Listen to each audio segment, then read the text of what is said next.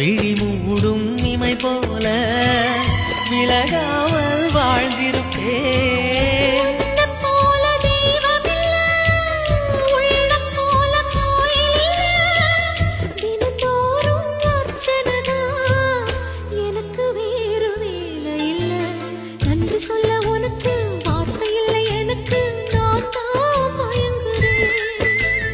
என்னுடைய மனச தந்துவிட்ட பிறகும் ஏம்மா கலங்குற?